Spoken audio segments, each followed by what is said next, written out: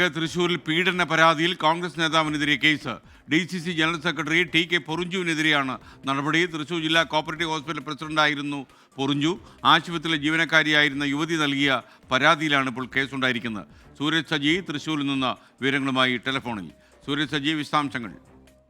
2021 മുതൽ 2023 വരെ ഈ ആശുപത്രിയിൽ ജോലി ചെയ്ത ഒരു ജീവനക്കാരിയാണ് ഇപ്പോൾ ഈ ജില്ലാ കോപ്പറേറ്റീവ് ഹോസ്പിറ്റലിന്റെ പ്രസിഡന്റ് ആയിട്ടുള്ള TK പൊറിഞ്ചുവിനെതിരെ പരാതിയുമായി രംഗത്തെത്തിയത്.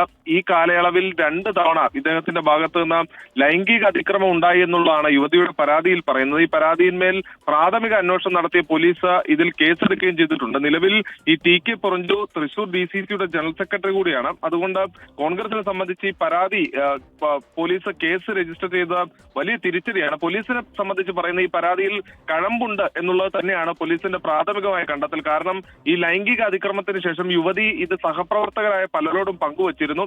അവരെല്ലാവരും ഈ കേസിൽ സാക്ഷികളായി ഉൾപ്പെടെ മാറുന്ന ഒരു സാഹചര്യത്തിലാണ് ഈ കേസ് രജിസ്റ്റർ ചെയ്യാനുള്ള നടപടിയിലേക്ക് ഇപ്പോൾ പോലീസ് കടന്നത്.